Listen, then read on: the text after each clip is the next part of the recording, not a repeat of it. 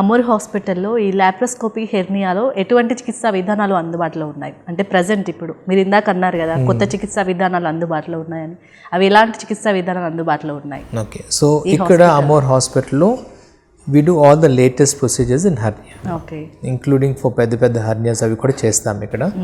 And that too by this latest ETAP RS అనేది plus TAR అంటాం. TAR అంటే transverse abdominal muscle release అని. ఇవన్నీ కూడా మనం లాప్రోస్కోపీ ద్వారానే చేస్తాము. సో దానివల్ల ఏమంటే patients have a better recovery.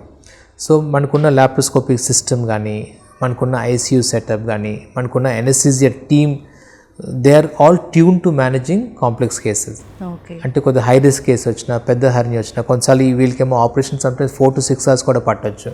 So అంత ప్రొలాంగ్ సర్జరీ అది ఉన్నప్పుడు మనం తీసుకునే జాగ్రత్తలకి అవన్నిటికీ కూడా OT స్టాఫ్ కానీ, OTలో ఉన్న ఎనస్థెటిస్ట్, ICU అంతా కూడా దే ట్యూన్ టు ఇట్ అంటే వాళ్ళు ఆ మేనేజ్ చేసే విధానంలో దే ఆర్ ఎక్స్పీరియన్స్.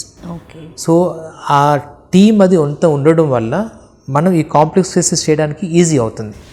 ఇప్పుడు నేను సర్జరీ చేస్తాను సార్ నా ఒక్కరి మీద డిపెండ్ ఉంటే అట్లా ఉండదు.